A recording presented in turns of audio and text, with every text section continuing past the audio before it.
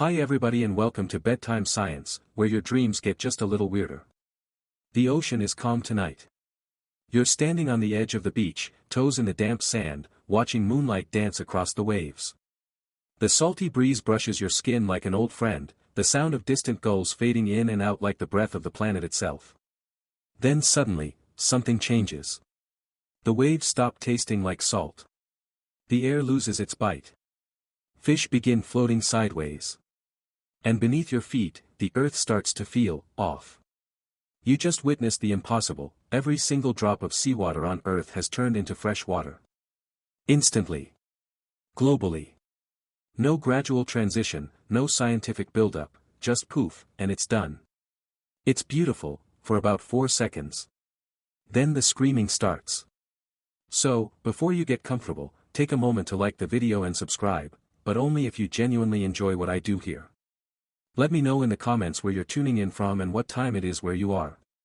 Now, dim the lights, maybe turn on a fan for that soft background hum, and let's ease into tonight's journey together. You don't realize what's happened at first. The surface looks the same, and seagulls haven't started dive bombing anyone yet.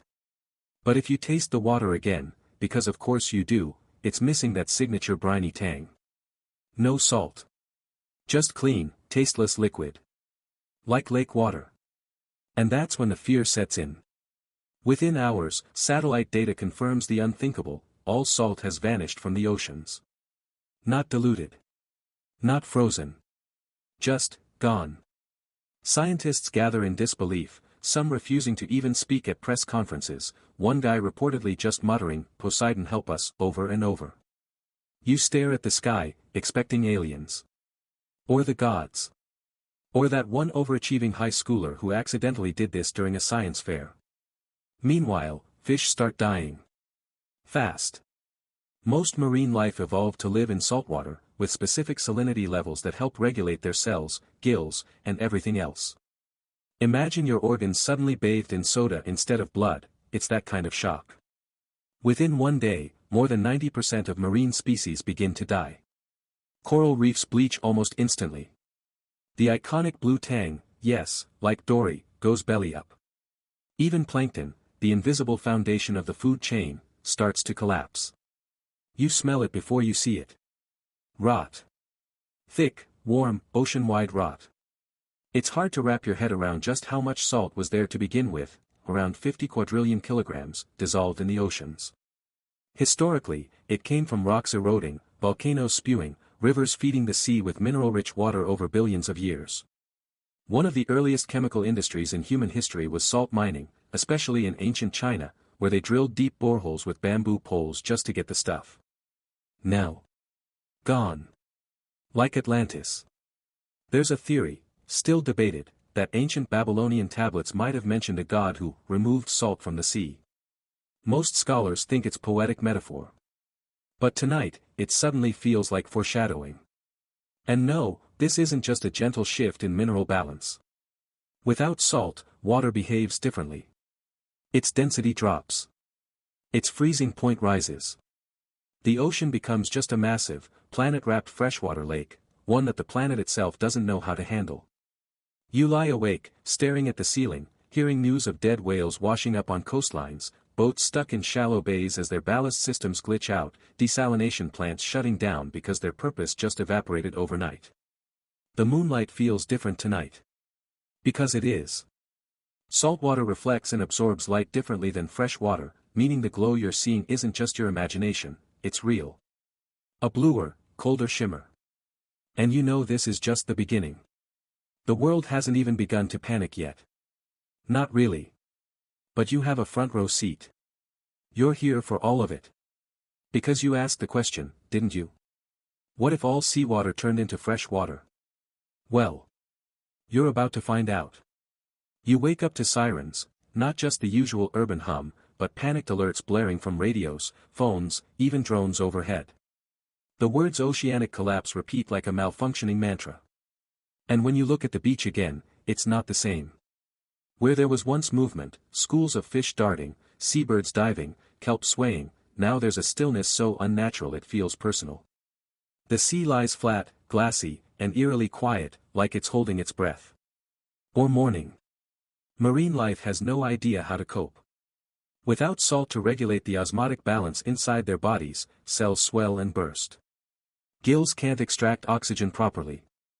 Creatures from jellyfish to giant squid begin to fail, and the ocean turns into a mass grave. Even the mighty blue whale, the largest creature to ever exist on Earth, can't survive this. You spot one beached along the coast, its skin sloughing off in patches. People gather around in silent horror. A child asks, "Can't we just add the salt back?" No one answers. You smell it before you feel it. Dead fish and decomposing seaweed line the shores like a grotesque blanket. It's not just smelly, it's toxic. As the decay spreads, gases like hydrogen sulfide build up. Locals are advised to wear masks outdoors. Birds that feed on the carcasses start dropping mid-flight. The cleanup effort is too slow. Bulldozers run 24/7 pushing dead sea life into makeshift landfills, but there's simply too much. In some places, they burn it. In others, they dump it inland. Either way, the stench becomes a character of its own, familiar, loathsome, and inescapable. You remember the old Roman fish sauce, garum, a staple of ancient cuisine. It was fermented from rotting fish, beloved by emperors and peasants alike. Now, it's like the whole world is trapped inside a giant jar of it. But beyond the smell and horror, you realize the ecological collapse is spreading faster than anyone predicted. Sea turtles stop nesting. Dolphins vanish. Entire migratory patterns shatter overnight. One quirky little side effect. The sea's sound changes. Saltwater has a different density and compressibility than freshwater, which affects how sound travels. Sonar systems start glitching. Whales can't communicate. Submarines lose their stealth. Fishermen are the first to break. They're not just losing income, they're watching generations of tradition evaporate. Boats that once returned overflowing now bring back buckets of sludge or nothing at all. One captain chains himself to the pier in protest, refusing to believe this is natural. And then, the ripple hits inland. You think the cities will be safe, but the food chain is far more fragile than it looks. Livestock feed on fish meal. Farmers use ocean byproducts. Fertilizers rely on marine-based elements. With those gone, prices spike. Scarcity becomes the new normal. Some argue this is nature's correction. That Earth has been boiling with silent rage, and this is her quiet revenge. Others go full conspiracy, magnetic pole reversal, secret salt harvesting corporations, divine punishment. Historians still argue whether the mass panic began with the viral video of the sea that smells like death, or the BBC anchor breaking down in tears on air. Either way, the psychological toll is mounting. People stop going to the beach, not because they're banned, but because they can't bear it. The ocean used to be a source of wonder. Now it's a watery tomb. At night, you lie in bed listening to the wind howl off the water. The breeze smells wrong. Less crisp. Less alive. You picture microscopic organisms dying by the trillions, their final moments swallowed in silence. And still, the salt does not return. A fringe group starts chanting that the ocean god has been purified and sets up massive freshwater baptisms. Another claims it's an alien experiment and starts collecting seawater samples in mason jars to send back to the stars. You try not to judge. Everyone's coping. But you can't help noticing something deeper. The loss of salt is more than biological. It's cultural. Human civilizations grew along coasts not just for trade, but for sustenance, identity, even religion. Ancient Egyptians used salt in mummification. Native Hawaiians treated it as sacred. Medieval cities were built around salt routes. Wars were fought over it. The word salary comes from salarium, Roman pay given in salt. Now, we're watching the foundation of our own biology and history drain away, one bucket of lifeless water at a time. You reach down, scoop a handful of seawater, and let it run through your fingers. It feels wrong. Lighter. Colder. Lifeless. And for the first time, the ocean feels like a stranger. You barely sleep. The sound of rain tapping on your window used to be calming, but now, it feels ominous. Because the sky is changing too. Without salty oceans acting as thermal batteries, storing and distributing heat across the globe, Earth's climate engine begins to short-circuit. It starts with the wind.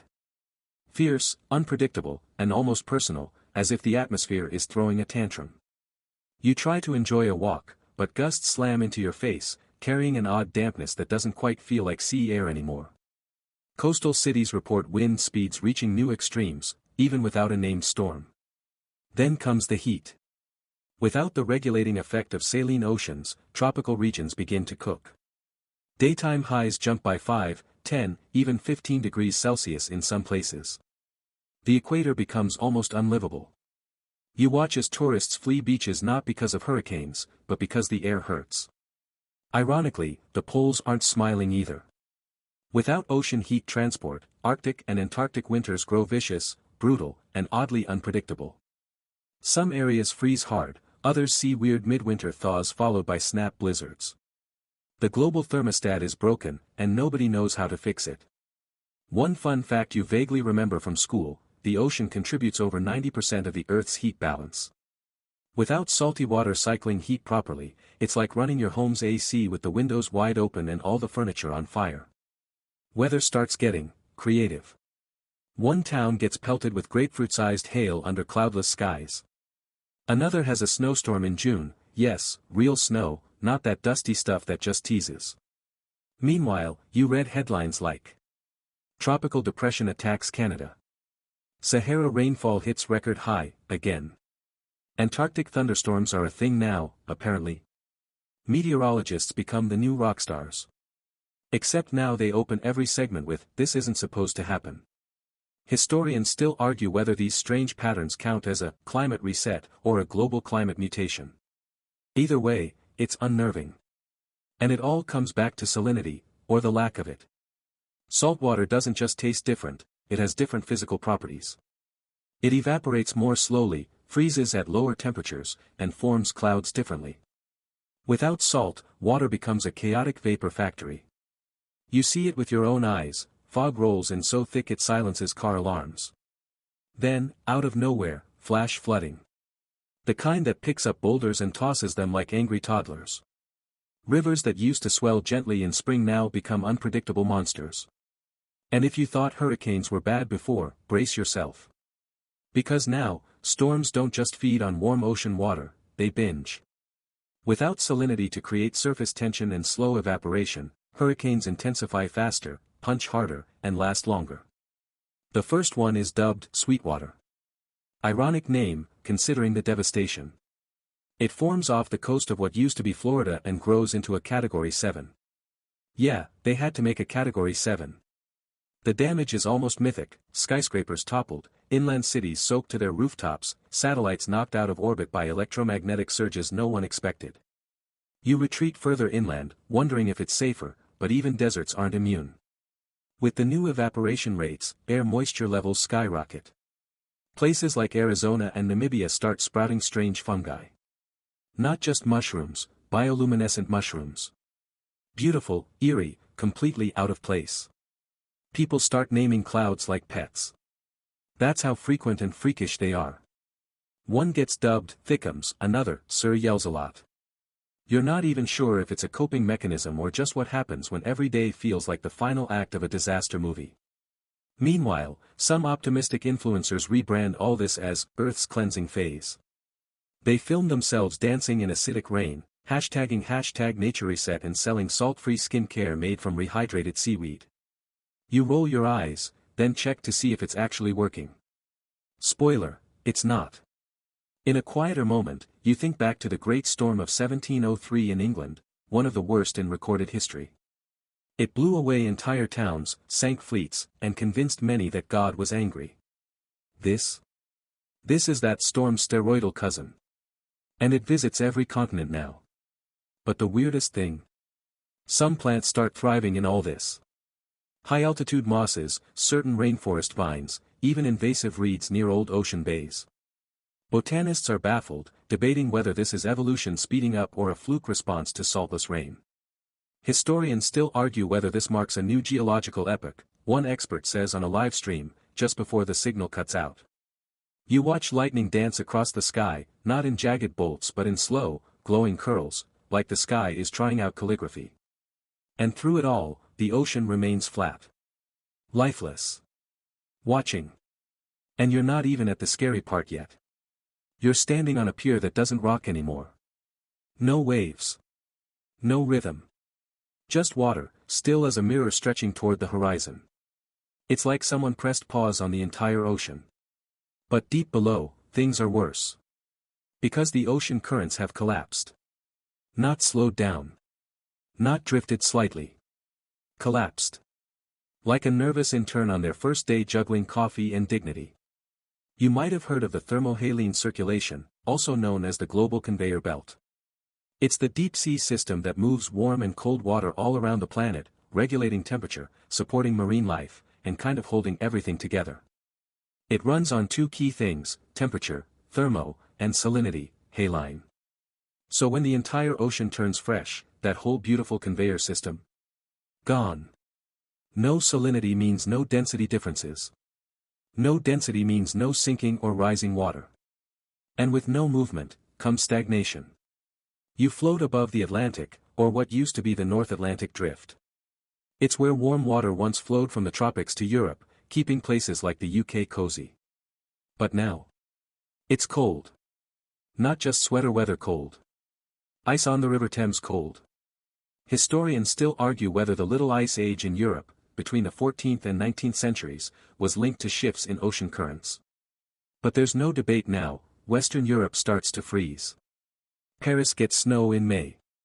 Ireland has its first glacier in modern history. And ironically, at the same time, tropical zones overheat. Places once lush and green wilt into steam-filled ovens. Because the ocean's not redistributing heat anymore. It's just hoarding it. You watch from above, drones capture the eerie symmetry, cold where it should be warm, warm where it should be mild. Scientists call it the Great Reversal. Politicians call it an unprecedented challenge. Your grandma calls it nonsense and insists she remembers winters like this back in '52. But this isn't nostalgia. It's climate Jenga, and someone just pulled out the salinity block. You see it most vividly in the Pacific. Once a swirling canvas of currents, El Niño, La Nina, the Kuroshio, the Humboldt, it's now a puddle. A giant, still puddle. Whole regions lose their rainy seasons or drown in constant deluge. Southeast Asia becomes unpredictable. The Andes dry out. California turns into a year-round thunderstorm zone. Then there's the deep ocean. Without current movement, oxygen stops circulating to the bottom layers. That means deep-sea creatures, already weird and fragile, start dying. Whole trenches become anoxic dead zones. You remember hearing about an experiment in the 60s where scientists dropped a weighted canister into the Mariana Trench and recovered strange, glowing microbes. They were adapted to pressure, cold, and darkness, but not this. You imagine them now, floating lifelessly, their glow fading as the sea itself chokes. And what happens when oceans stop circulating? They start stratifying, layering like an unshaken bottle of salad dressing.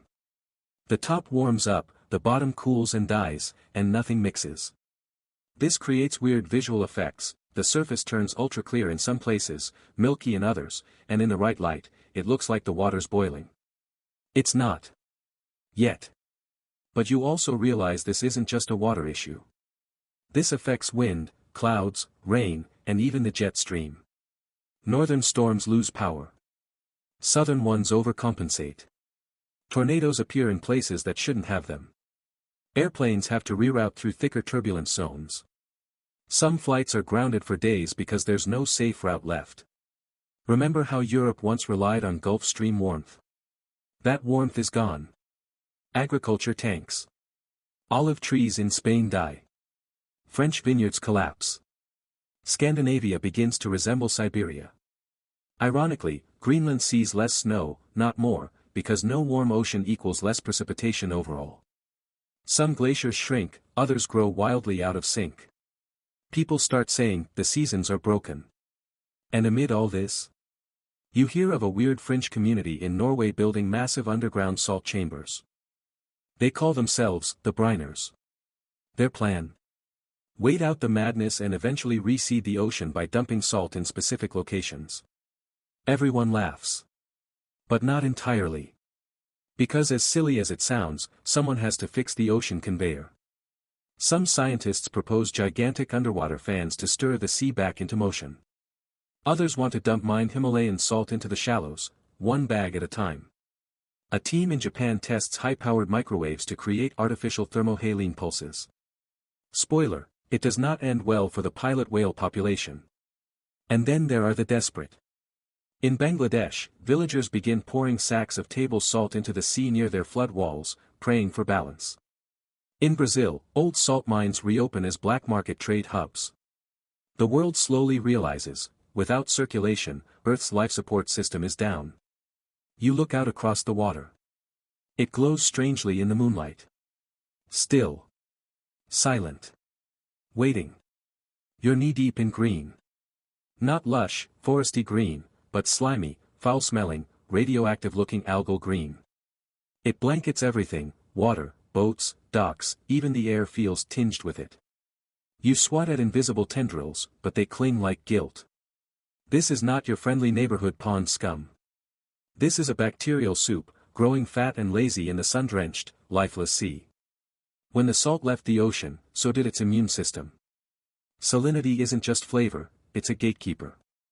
It keeps bacterial populations in check, maintains balance among microscopic lifeforms, and limits the growth of harmful algae. Without it, you're looking at Mother Nature's overdue science experiment. And you're stuck in the petri dish. Algae blooms, already a problem in nutrient-rich waters, go full supervillain in the new fresh oceans. They're faster, thicker, and more toxic. Whole stretches of coastline turn fluorescent green, visible from space. Fish are already gone, but now even birds and mammals that feed near the coasts are getting sick. Sea lions stagger onto shore, disoriented from inhaling algae-borne neurotoxins. Pelicans flop around like glitching drones. In Florida, people begin wearing hazmat suits to visit the beach. You used to worry about jellyfish. Now, it's cyanobacteria, the ancient slime that helped shape Earth's oxygen atmosphere. Historians still argue whether these microscopic beings were Earth's first life form or simply the first effective ones. Either way, they're making a comeback, and they're not subtle about it. One bloom near Thailand glows at night, pulsating gently like it's breathing. Beautiful, until it kills your dog for sniffing it. And with the collapse of marine ecosystems, there's no predator chain left to stop this bacterial arms race. Invasive microbes sweep across the globe, hitchhiking in what's left of shipping lanes and ballast tanks. The only thing salter than your sweat is the irony. A quirky fringe group, again, starts bottling the algae, calling it Gaia's Cleanse. They claim it reverses aging and can recharge chakras. It actually causes paralysis and glowing teeth. Authorities eventually crack down, but not before it trends for 2 solid weeks on social media. Meanwhile, science marches forward.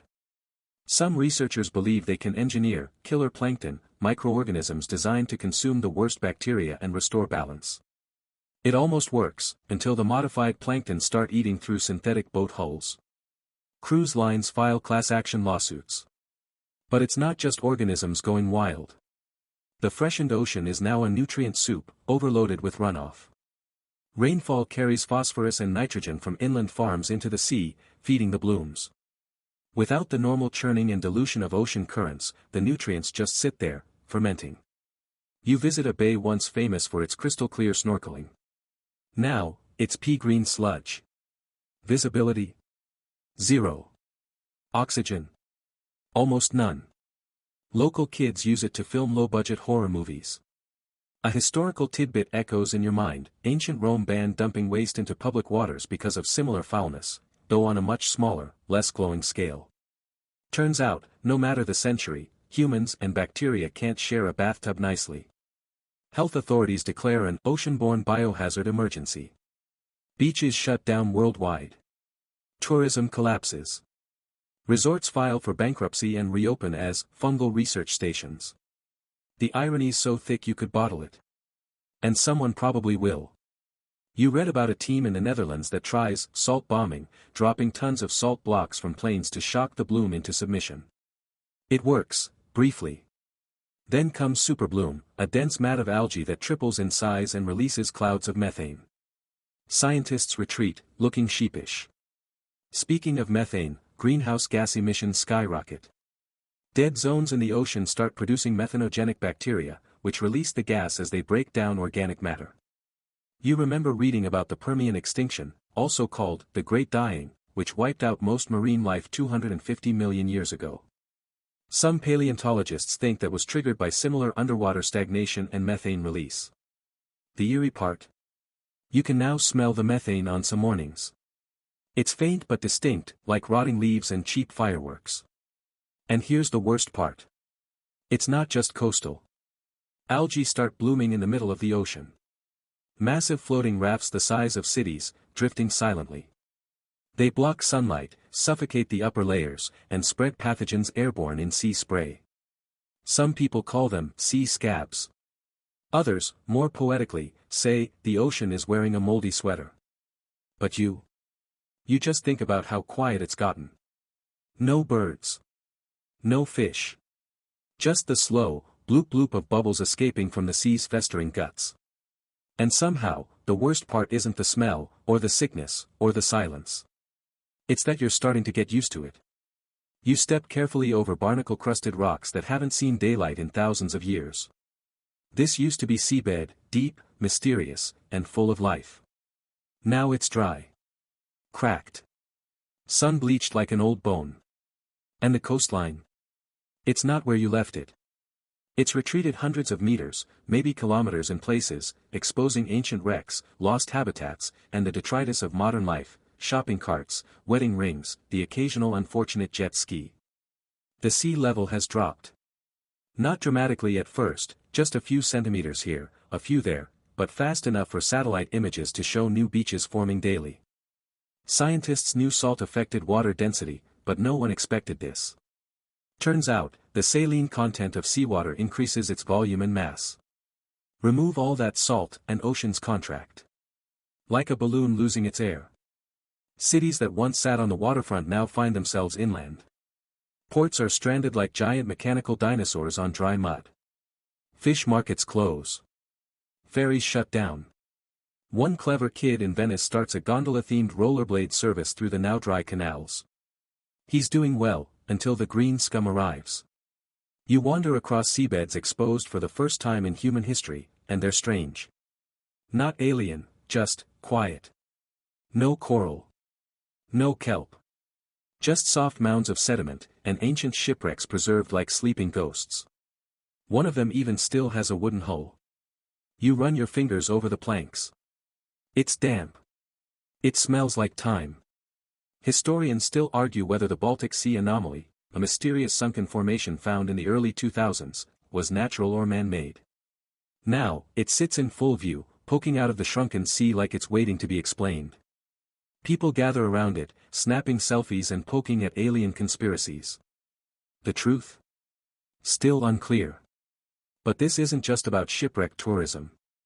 As seas shrink, the coastal water tables shift, which means cities that once had a healthy freshwater balance start to dry out. Wells run brackish. Subways collapse. In some places, salt, the very thing that left the sea, starts leaking back out of the soil. Oh, the irony. Your old beach town tries to adapt. Lifeguard towers are dragged further and further out every month. Seagulls, confused and cranky, begin nesting inland. Hotels advertise authentic dry ocean walks, and someone opens a restaurant on the sand that serves only bottled water and nostalgia. Still, there's tension in the air. Because while sea levels are dropping now, they won't stay that way. That's right. The long-term model suggests something terrifying: freshwater melts faster. Without salt to lower its freezing point, polar ice shelves collapse at increased speed. And freshwater reflects sunlight differently. It absorbs less heat than saltwater, which means it freezes faster in the winter, but melts even faster in the summer. So while sea levels drop in the short term, they may eventually surge upward again, this time from massive polar melt. A cruel double whammy.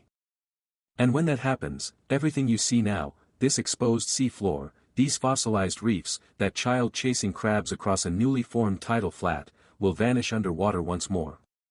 Except this time, it'll be fresh water, not brine. The kind that supports different bacteria, different erosion patterns, different consequences. Meanwhile, the tectonic consequences start to show. Yeah, you didn't think the Earth's crust would just shrug this off, did you? The weight of the ocean has changed. In some places, the sea has become thinner, and with less mass pressing down, the crust begins to flex. Microearthquakes ripple through coastal zones. One minor tsunami hits Iceland, not from an ocean shift, but from the seafloor rebounding upward. It's called isostatic adjustment, and it's a lot less fun than it sounds. Engineers panic. Seawalls built to withstand rising saltwater now sit high and dry. In some regions, this causes landslides as formerly submerged cliffs dry out and collapse under their own weight. In others, sinkholes swallow roads and buildings like nature's giant game of Jenga. And then there's the sand. Oh, the sand. Where there used to be crashing waves and shells, now you have endless, powdery silence. Desert-like stretches where kids try to build sandcastles but the sand won't stick, because it's bone dry. It's weird. Wrong. Like someone hit shuffle on Earth's geography. Fringe theorists claim Atlantis will finally reveal itself. And weirdly enough, some sunken ruins do show up, walls, pathways, statues half covered in coral, now bleaching in the sun. Archaeologists flock in. TikTokers get there first. You sit on a cliff and watch the new coastline reshape. It's mesmerizing and a little bit terrifying.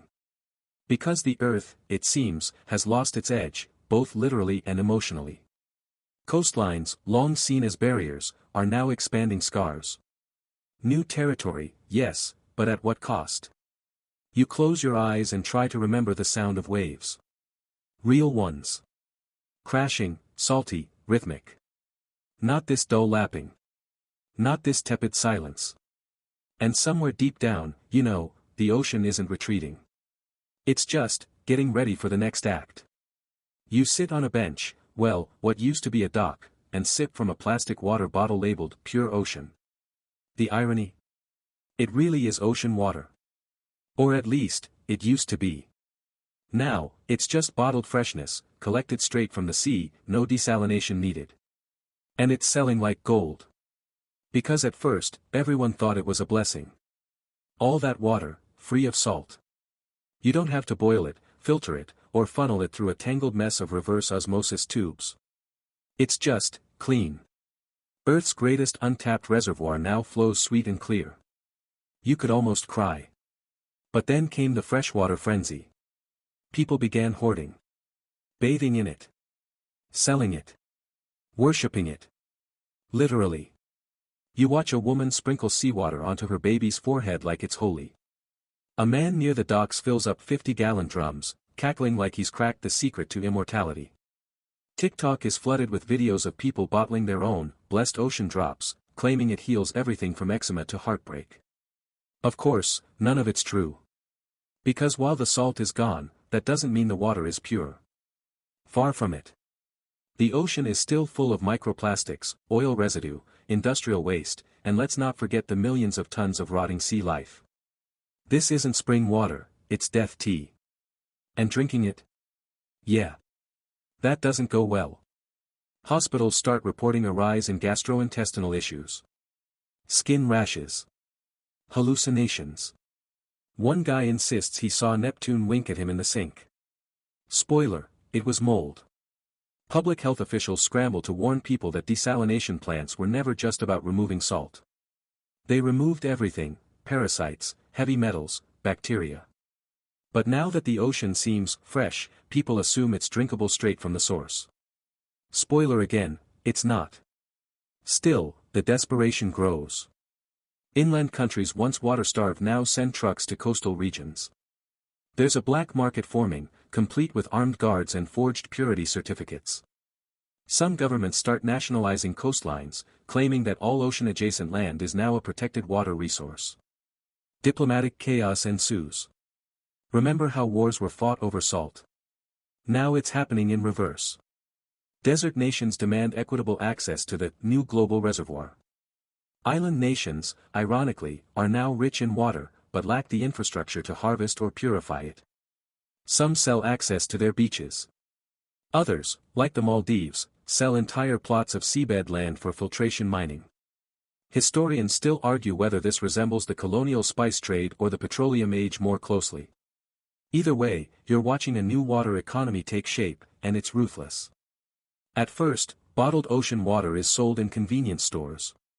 Then come the boutique brands. Saltless Blue, hydrate like a dolphin. Ocean Origin, from tide to tongue. Neptune's Kiss, the flavor of rebirth. One even glows faintly in the dark. People still drink it. Naturally. Meanwhile, farmers go wild. The idea of irrigating with ocean water, previously insane, suddenly becomes profitable. Vast fields bloom in places they never could before. Tomatoes, melons, wheat, all fed with ocean water trucked in from the coasts. Some crops thrive. Others mutate. A farmer in Argentina accidentally breeds a variety of carrot that screams when pulled. Geneticists are fascinated. Culinary experts, less so. And then there's the tech world. Silicon Valley launches a dozen startups focused on smart collection devices, robots that roam the shallow seas, filter, bottle, and tag ocean water for commercial use. They call them Seabots. They cost a fortune and break often. But they look very cool. You laugh the first time you see one zip past with a GoPro strapped to its head. Then you remember, this is how society adapts. Through absurdity. Through efficiency. Through dumb luck and broken systems duct-taped back together. And speaking of duct tape, there are now ocean farms popping up offshore. Giant floating platforms filled with tanks and hoses, pumping water into vertical gardens, labs, and greenhouses. It's like someone stapled a sci-fi utopia onto the corpse of the old sea. You visit one near Singapore. It smells like metal and algae and ambition. Scientists wear rubber suits and speak in acronyms. The lettuce tastes like the future, slightly bitter, slightly hopeful. But the darker side of the frenzy is still creeping in. Some corporations start pumping wastewater back into the ocean after minimal filtering. They figure, it's all just fresh water now. It'll dilute. Nature will take care of it. Except, nature's broken. There's no salt cycle anymore. No filtration. No buffer. So the toxins just sit. And with global rainfall patterns thrown off, inland reservoirs begin drying out faster than expected. Rivers reverse. Lakes shrink. Hydroelectric dams fall silent. Water that was once a public resource is now stockpiled like ammunition. You meet someone who has 2,000 gallons of ocean water stored in their basement. They give you a bottle like it's a family heirloom. You don't have the heart to tell them it smells like seaweed and battery acid. The fresh ocean is no longer a mystery. It's a commodity. And like all commodities, it will be fought over, hoarded, weaponized, and worshipped. You look out at the glassy sea, feel the wind shift, and wonder. Did we gain a miracle? Or lose something sacred? You wake up to sirens again. But this time, it's not weather alerts or water riots. It's infrastructure collapse. Your phone buzzes with a push notification. You blink, sit up, and scroll. Bridges, piers, harbors, desalination plants, undersea cables, all designed with one assumption: salty water. But the moment the seas turned fresh, the rules changed. And nobody updated the manual. Start with desalination plants. Those billion-dollar marvels of engineering. Now obsolete. They were built to remove salt, not operate with none.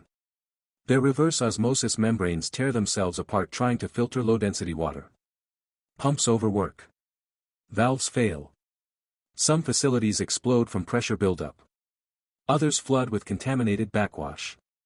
Engineers stand around with clipboards, muttering things like, "None of this was supposed to happen." You remember learning in school that salt increases water's electrical conductivity. Without it, marine electrical systems, designed to operate within a specific salinity range, start malfunctioning. Sensors misread values. Motors overheat. Even buoys stop blinking properly. One smart buoy off the coast of California sends out 4,000 consecutive "all clear" messages, right before the pier next to it collapses.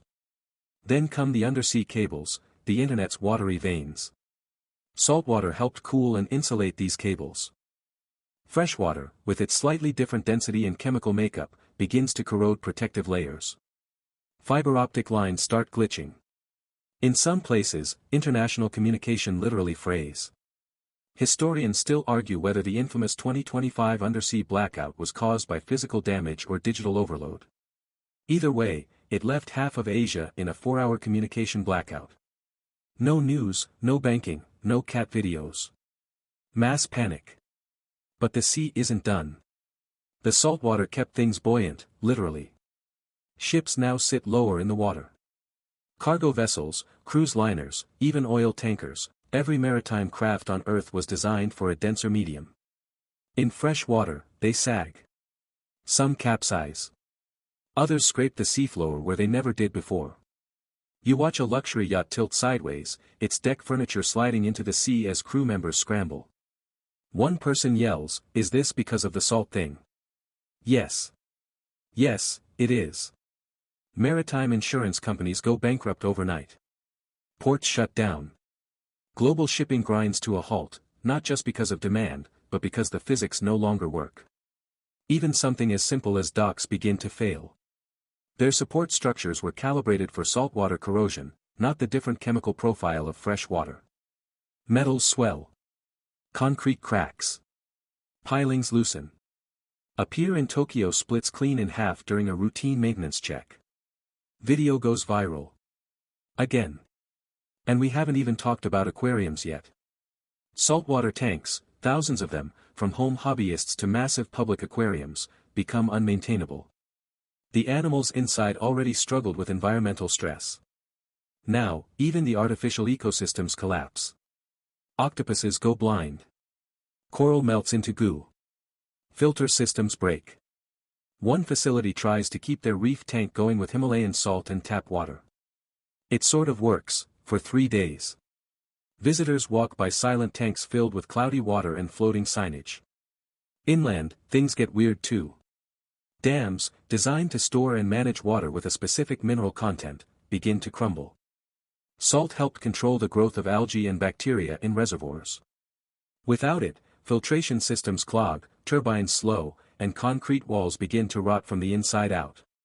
In one dam in South Africa, a bloom of freshwater jellyfish clogs the spillway and overflows the basin.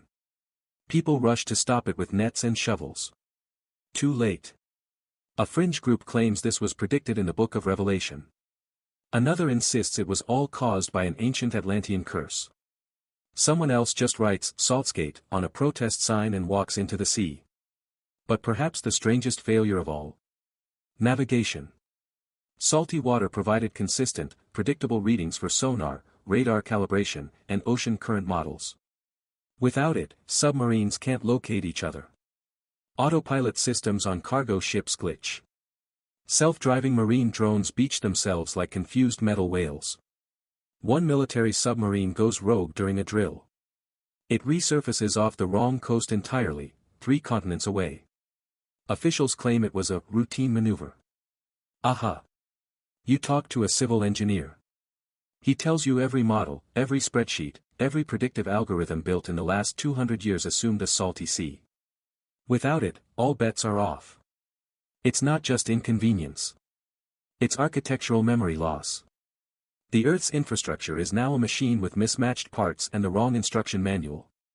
One fringe inventor tries to develop a salt injector, a device meant to resalinate key harbor zones artificially. It works beautifully in a test pool. Then shorts out and explodes when exposed to the real ocean. The footage gets 40 million views in a day. Meanwhile, investors start quietly buying up land far from the coast. Places with natural salt deposits become the new Silicon Valley. You see a commercial. And here you are, walking through a quiet port city that used to bustle with ships and tourists. The water laps silently at broken pilings. Gull cries echo through hollow buildings. And all around, signs of human planning dissolving like sugar in tea. All because of one missing ingredient. And no one, not architects, engineers, captains, or cable layers, ever saw it coming. You're halfway through brushing your teeth when it happens, your reflection blinks at you, and the toothpaste foams green. You pause. Spit. Rinse. Stare. The water's clear, but your gums itch. Your skin's dry. Your nails feel brittle. And suddenly, it hits you, this isn't just about oceans or infrastructure anymore. Your body is reacting. Freshwater oceans may seem like a planetary change, but slowly, quietly, they've started to reshape life itself, starting with you. See, humans evolved with salt. Not just in our food, but in our cells, in our sweat, in the womb-like saline bath where every one of us started. Your body is a walking ocean, carefully balanced between sodium, potassium, magnesium, and dozens of trace minerals. But now, the balance is shifting. Because fresh water, pure, unsalted, overly available, isn't necessarily what your body needs. You drink more. You pee more. You get dehydrated faster. The more clean ocean water you drink, the less your body seems to hold on to it. You look it up, and sure enough, it's called hyponatremia. Not enough salt in the blood. Symptoms: headache, confusion, muscle cramps. One guy drank 4 liters of ocean water in a day and fainted during a TikTok dance. Another thought his bones were melting. They weren't, but his teeth were loose. Doctors start recommending remineralized water for hydration. Suddenly, pink Himalayan salt becomes the new avocado toast. People walk around with flavorless electrolyte popsicles. Someone launches Salty Skin, a wellness brand that sells artisanal saline misters for your face. You laugh. Then you buy one. But it's not just you. It's all biology. Animals adapted to saltwater are malfunctioning. Whales develop skin conditions. Dolphins go deaf. No salt means changes in the way sound travels underwater. Fish that once regulated their internal salt balance effortlessly now struggle. Their cells swell. Their gills inflame.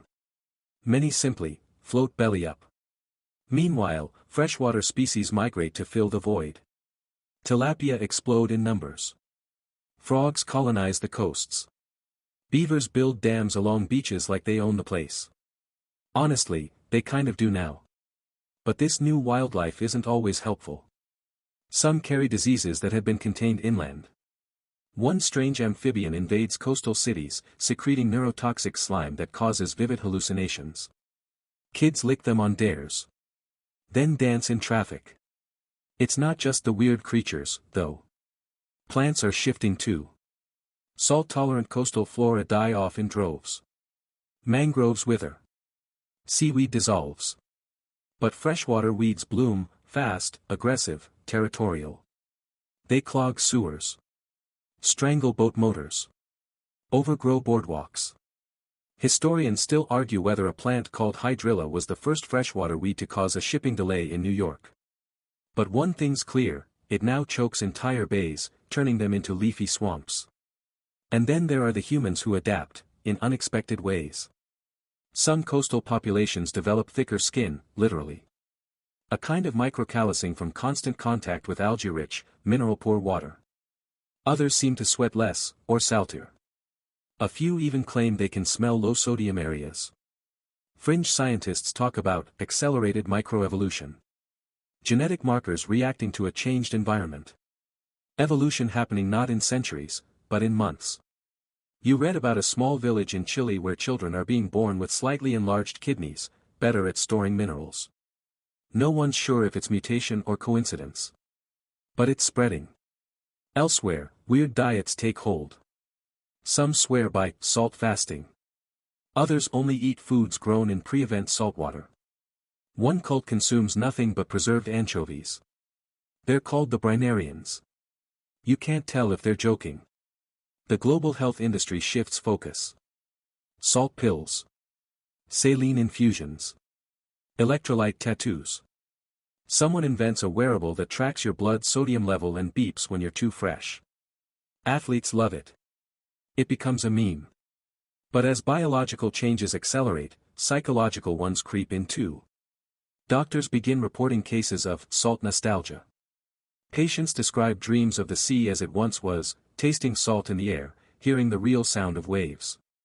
Some claim phantom sensations, sunburns that shouldn't be there, seasickness on dry land, the feeling of grit between their teeth.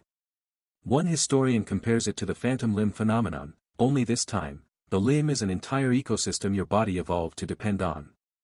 And now, it's gone. You look at yourself in the mirror. Your eyes are dry. Your hair's thinner. Your skin flakes at the edges. Is it stress? Climate? Malnutrition? Or just, the slow unraveling of the salt thread that held biology together? Fringe scientists propose creating salt chambers, controlled environments with high salinity air, artificial tides, and briny mist to stabilize human biology. Think sensory deprivation tank meets ocean nostalgia. The pilot program opens in Dubai. There's a 6-year waitlist. Meanwhile, the world splits into 3 camps: the salters, who believe we must bring salt back into the sea; the freshies, who see this as evolution's next chapter; and the floaters, who've just given up and drift in whatever's left of the ocean, painting poems on driftwood. You're not sure where you land. But as you open another bottle of Electrolyte Gold Plus, your tongue tastes nothing. And somewhere in your chest, a little whisper asks, what are you without salt? You're watching a documentary, or at least, it pretends to be one. It's called The Forgotten Machines, and it opens with a sweeping drone shot of a rusted oil rig, half sunk in motionless water, surrounded by floating plastic and silence. A narrator whispers in that soothing, ominous tone. You pause. Not for drama, but because the rig is familiar. You used to see it on vacation, far offshore, lit up like a little city at night. Now, it's a steel skeleton, haunted by gulls and bureaucratic neglect. The documentary is about energy, specifically, how the global shift to freshwater oceans has crippled our fuel systems. You see, for decades, the ocean gave us power. Waves. Tides. Heat gradients. All of it converted into electricity, oil, or gas. Even nuclear plants use seawater for cooling. It was the quiet engine behind modern life. But with no salt, the engine stalls. Start with wave energy farms, those long, snaking contraptions bobbing in the surf. They depended on consistent, dense, salty waves. Now, in still freshwater seas, they just float, useless and awkward, like inflatable tube men at a funeral. Historians still argue whether salt content ever directly influenced wave amplitude. But engineers now admit it, without the weight of salt, the sea just doesn't push back. So the machines gather barnacles and bad memories. Tidal generators, too, are useless. With no more saline weight shifting in and out of coastal inlets, the gravitational dance between sea and moon has lost its rhythm. Tides become timid, irregular, even forgetful. Lunar calendars fall out of sync. Fishermen switch to sun clocks. Surfers just cry. In Scotland, a pioneering project named Moonbridge, once hailed as the future of tidal energy, is abandoned. The turbines rust. The press releases stop. One local paints Neptune retired on the main shaft in seaweed ink. Even thermal energy converters, those devices that exploit the temperature difference between deep cold and surface warmth, fail. Why? Because freshwater doesn't layer the same. The delicate thermocline, that underwater temperature sandwich, gets scrambled. It's like trying to make a cake without flour. Sure, you can pretend, but it just collapses. And then there's oil. Yes, we know, it's dying. Renewables are rising. But for now, we still rely on it. And the offshore rigs that bring it to us? They're all falling apart. Their structures were built to resist salt corrosion, not freshwater rot. Funny thing, certain bacteria that thrive in freshwater begin eating through metal faster than anyone expected. Some rigs collapse not from storms, but from the inside out. And the pipelines? They were laid on the assumption of salty buoyancy. Now, they're either sinking into muck or floating free, snapping like spaghetti. In one infamous incident, a ruptured pipe created a kilometer-wide slick of bio-oil and dead plankton. A viral tweet captioned it. Nuclear power isn't spared either. Seawater was the world's biggest coolant. Fukushima, Chernobyl, 3 Mile Island, every nuclear incident taught us one thing: you need saltwater backups when everything else fails. But now, there's no salt. And fresh water behaves differently. It heats faster. It evaporates unpredictably. It doesn't buffer like brine. So plants overheat. Emergency systems misfire. Regulators panic. One plant in California replaces its entire cooling system with ice blocks in a last-ditch attempt to prevent a meltdown. It works. Barely. But the power grid starts flickering like a horror movie. Meanwhile, wind and solar surge, but slowly. They weren't ready to replace the ocean so soon. And in areas that depended on oceanic heat regulation, cloud cover becomes chaotic. Solar panels underperform. Wind farms spin lazily. It's a cruel joke, all this sky, and nothing to catch it. You begin to feel it at home. Blackouts. Brownouts. Your fridge makes weird noises. Your laptop charges slower. Your neighbor plugs in too many things and trips the whole block. The repair crews just shrug. Old grid. New ocean. And the worst part? The ocean used to store carbon. Yep. Good old saltwater absorbed a third of our CO2 emissions. But now, the chemical balance is off. Freshwater isn't as good at trapping gas. So carbon floats, bounces, lingers. The air thickens. Heat rises. Cities cook. Some scientists experiment with resalting regions of the ocean to restore carbon absorption. Others propose deep-sea carbon vaults, but without current flow, the gas just bubbles back up. A billionaire funds an AI-designed salt tree, a floating filtration tower that remineralizes ocean water while generating electricity. It works until a bloom of algae clogs the system and it topples in a storm. People start hoarding batteries. Some build off-grid homes. Others go full medieval, candles, fire pits, pulley systems. One guy turns his entire house into a Rube Goldberg machine powered by marbles. You're impressed. You're also freezing. The irony burns, we turn to the ocean for energy, and now, it's asleep. Like a damned river, full of promise and silence. And you start to wonder. What happens when the lights don't come back on? It starts with one whisper, soft, barely there. You're lying in bed, eyes half closed, windows open just enough to let the night breathe in. And from somewhere outside comes the sound you haven't heard in weeks, a real wave. Not a lapping slap of flat water on sand. A true, curling, roaring wave. It crashes. Rolls. Echoes. You sit up. Hold your breath. Then another. And another. The ocean is moving again. You throw on a jacket and rush outside. You're not alone. Your neighbors stand on the hill, back straight, faces turned to the horizon like they're watching a ghost rise. Some are crying. One claps, slow and unsure. The tide returns, not as salt, but as force. But this isn't a celebration. It's the beginning of a backlash. Because while humanity scrambled to survive a gentler, stiller sea, the earth wasn't finished. See, salt wasn't just about biology or taste, it was mass. Salt made water heavier, which pushed against the continents, churned currents, drove weather. Fresh water is lighter. Too light. And in its absence, the planet started to wobble. Literally. Earth's axial balance, already precarious, begins to shift. Not by degrees, yet, but by just enough to send scientists into frantic calculations. Days get milliseconds longer. Seasons drift. GPS satellites misalign. Historians still argue whether the melting of the Arctic contributed more to this wobble, or the freshwater conversion. Either way, the symmetry is broken. And the ocean, though fresh, wants its weight back. Tectonic stress builds along fault lines, long cushioned by the pressure of dense seawater. Without it, plates grind raw, released from their usual briny hug.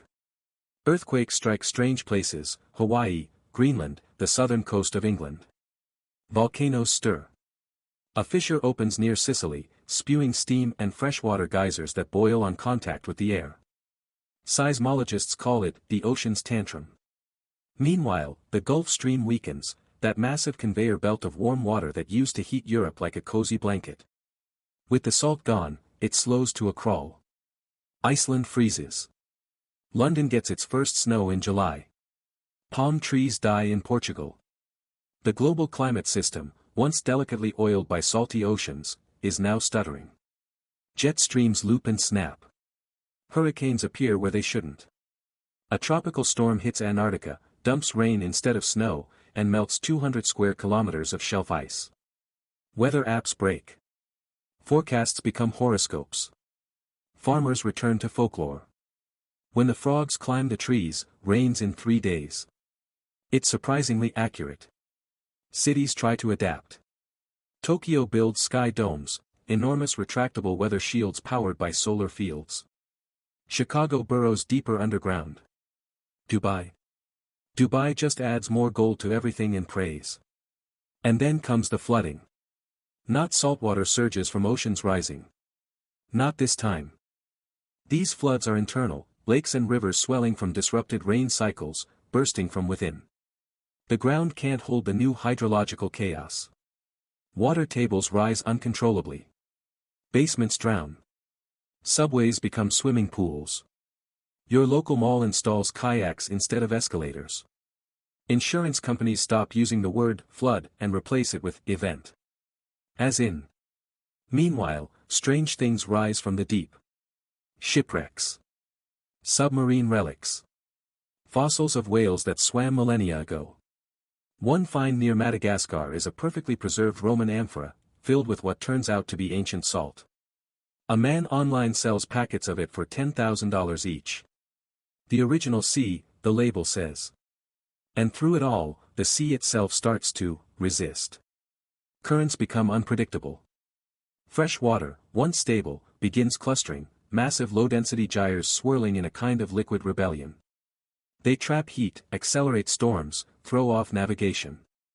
Pilots report new ocean fogs, dense, metallic clouds that form over these gyres, heavy with static and blue flashes.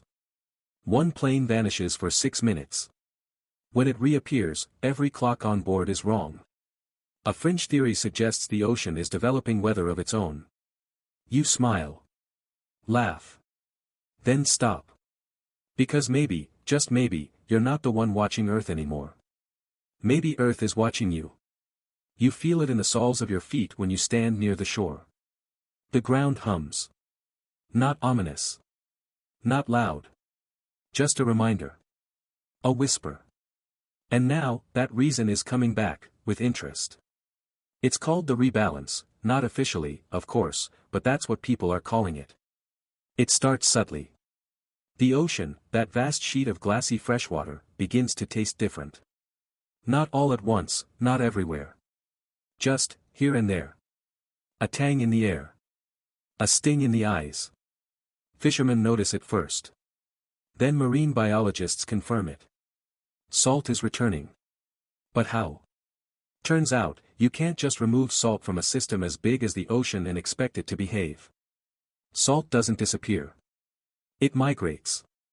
Evaporates. Hides in sediment. Clings to rocks. And most importantly, it waits. And slowly, through underground aquifers, seabed vents, and the disturbed layers of the ocean floor, it seeps back. Molecule by molecule. Grain by grain. It's geological osmosis on a planetary scale. Some call it a miracle. Others call it revenge. You take a walk along the shoreline, barefoot, curious. The air is heavier now. Sharp. Briny.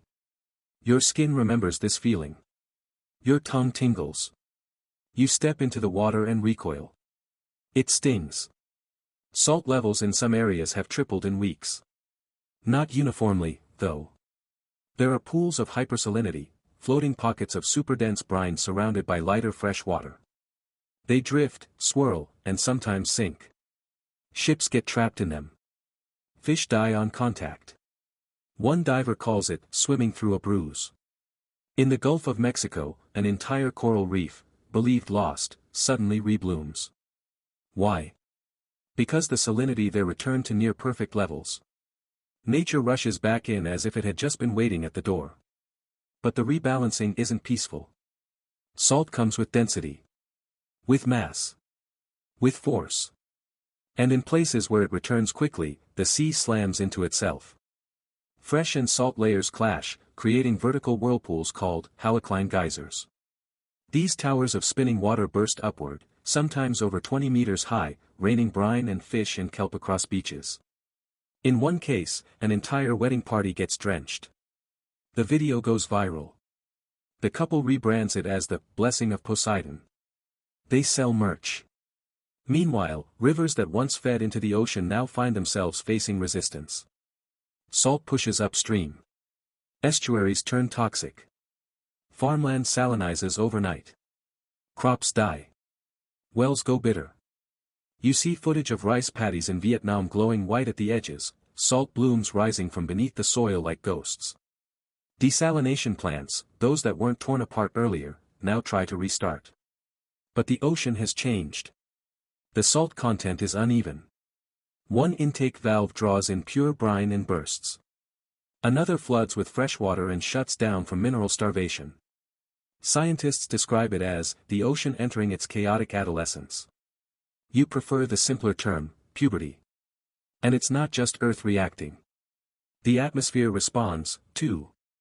Salt particles in the air, once crucial for cloud seeding, are returning. But sporadically. Some skies fill with thick, gray clouds that dump sheets of rain over single city blocks. Others remain dry for weeks. A new phenomenon arises, salt storms. Winds whip sea spray into the air, coating entire neighborhoods in crusty residue. Cars rust overnight. Eyes burn. Electronics short. People begin wrapping their phones in cling film. The airline industry panics. Engines aren't designed for high saline environments. Flights get grounded. Air routes are recalculated to avoid salt zones. Ticket prices spike. Private balloon travel suddenly becomes trendy again. And just when you think it's stabilizing, Earth's magnetic field starts to flicker. Wait, what? Yeah. See, ocean currents play a part in the planet's geomagnetic behavior. With the sudden push-pull between salt and fresh water, the conductive balance is off. The field doesn't collapse, but it hiccups. Compasses twitch. Migratory birds get confused. One species of Arctic tern ends up in the Amazon and just decides to stay. You read about a family whose digital clocks all reset to 1313 every night. Fringe theories explode. Some say this is Earth's immune response. Others claim it's the start of a pole shift. One cult declares it the return of Lemuria. You roll your eyes, until your GPS guides you into a lake that didn't exist last month. Through all this, people start mapping the new salt. Digital salinity maps become a global obsession. Blue for fresh, red for brine. There's even a heat map overlay for taste zones. Your friend in Florida texts. You're not sure what to say. Governments form an emergency coalition, the Salinity Accord. Their mission? Monitor, measure, and manage the ocean's salt return. It sounds noble. Until you realize they're just arguing over which country gets to control the densest zones, where desalination tech works best. And there, amid all the chaos, a quiet question begins to echo. Was this natural restoration? Or did something deeper stir the sea? Because when you stand by the shoreline now, the waves speak differently. They crash harder. Deeper. There's memory in their motion. A reminder. Salt always comes back. And it brings the world with it. You don't need to be a scientist to feel it. The ocean is remembering. And you? You're remembering too. Or maybe it's more like relearning, how to live alongside something ancient, powerful, and suddenly very awake. You wade in cautiously, expecting the sting of salt. It comes, soft at first. Like a handshake. Then stronger, like an embrace that reminds you who's in charge. You breathe deeply. The scent of brine. The grit of wind. The unmistakable whisper of salt skin air. You're back. But what you're returning to isn't the past. It's a hybrid world. A new, chaotic balance. The ocean isn't just saltwater again, it's something, in between. Something wild. Let's call it, the Brack Age. All across the planet, societies begin rebuilding, not around stability, but around flux. Salinity zones, weather patterns, and coastlines all shift unpredictably. So humans shift with them. In coastal cities, buildings now come with salt mode, sealed ventilation, corrosion-resistant plating, and filtered water lines that recalibrate based on ocean readings. You stay in a hotel with a salinity display in every room. Today's ocean, 2.7%, mildly zesty. On menus, dishes come with salt pairing suggestions. Chefs serve fish caught in hyperbrine zones and market them as sea-cured at source. It's delicious. It also slightly numbs your tongue. But adaptation goes deeper than food and buildings. Children born in this era are different. Doctors notice a shift in amniotic salinity, just a fraction, but consistent. It's like the ocean's memory is imprinting itself on biology. Newborns don't cry at salty air.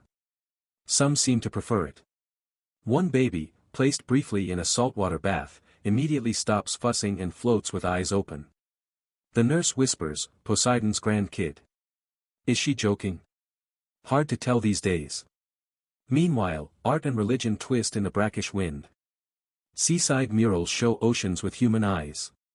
Temples near the coast replace incense with salt mist diffusers. A new sculpture trend involves letting the sea finish it. Artists submerge half-formed statues in different salinity zones and retrieve them months later, weathered, eroded, and complete. Someone writes a best-selling novel called The God That Dissolved. It's about a sea deity who vanished when the salt did, only to return as every wave. Music changes, too. The brine hum returns, deep, low-frequency vibrations caused by denser currents colliding under surface layers. It makes glass sing. It makes some people cry. EDM artists sample it into bass drops. Meditation apps brand it the salt tone. Your phone plays it by accident one night, and your dreams smell like sea spray and lightning. In education, children are taught to read salinity charts as casually as weather forecasts. Some play Salt Walk, a game where they navigate shoreline terrain barefoot and guess the mineral content by foot feel. It's harder than it sounds.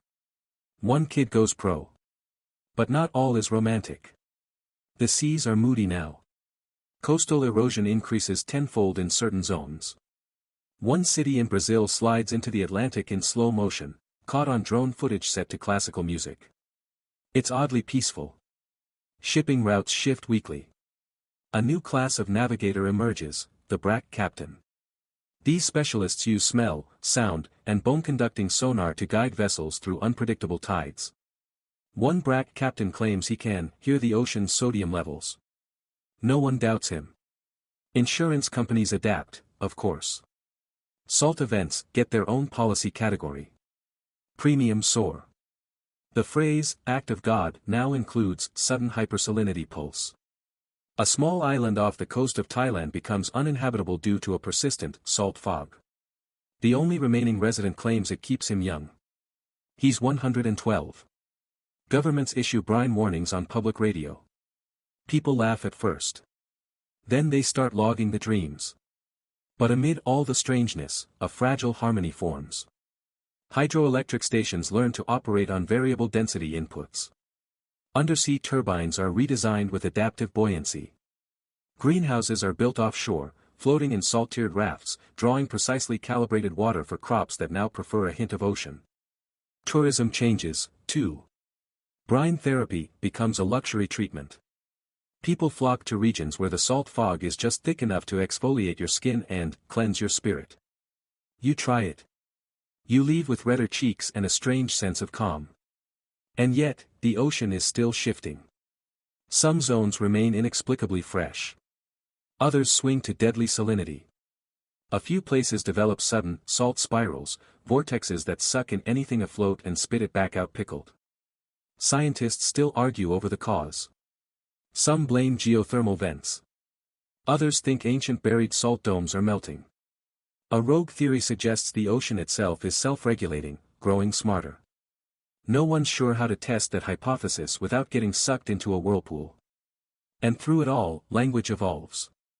The term seawater disappears from common use.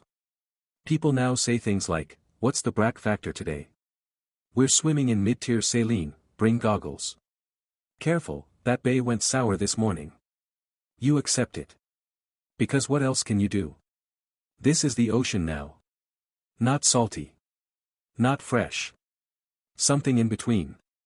Something alive. And you? You're just learning how to speak its new name. You wake to thunder, but it's not coming from the sky. It's the sea. Deep, rhythmic, like something breathing just beyond the horizon. Not a storm. Not waves.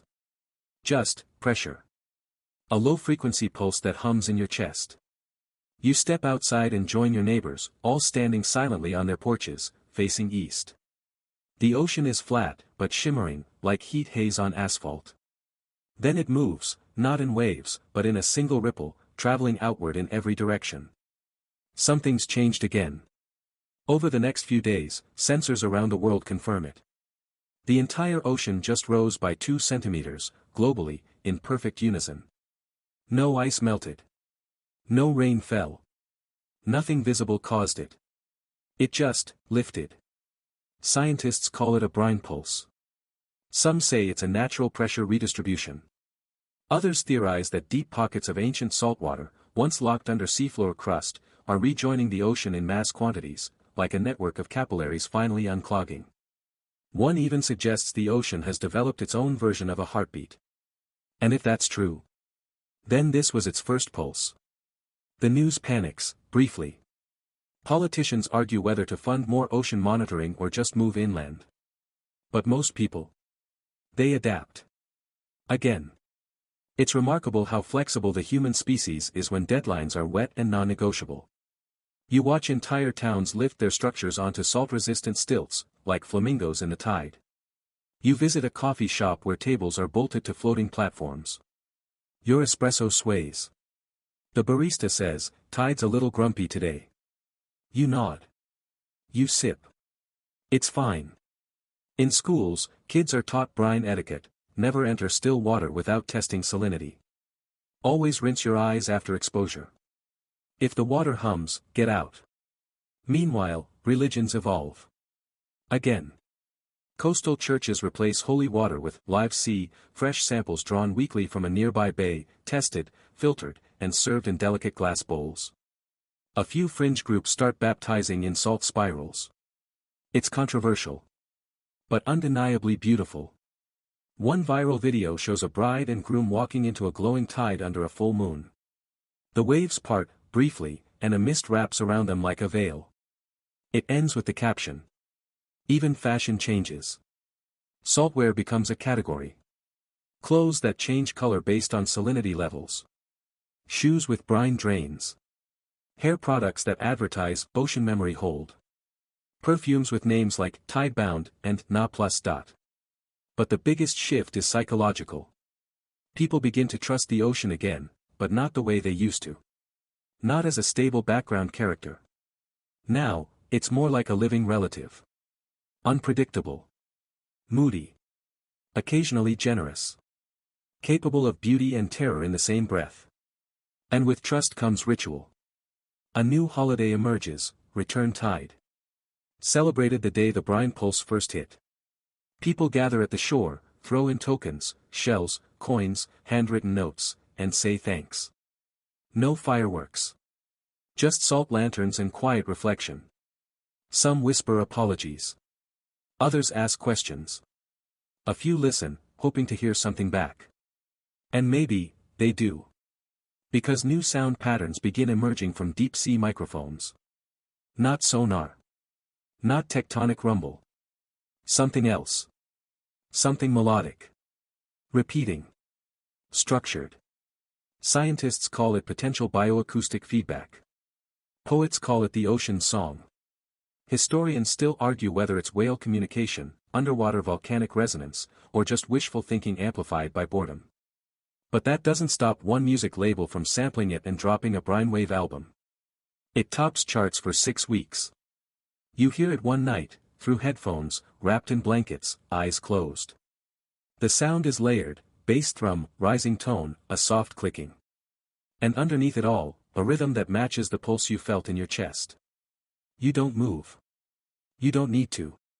Because in that moment, you understand, the ocean is no longer something to conquer, chart, or survive. It's something to synchronize with. It doesn't ask permission. It doesn't explain. But it allows, now and then, for you to float beside it. And you? You choose to float. You live differently now.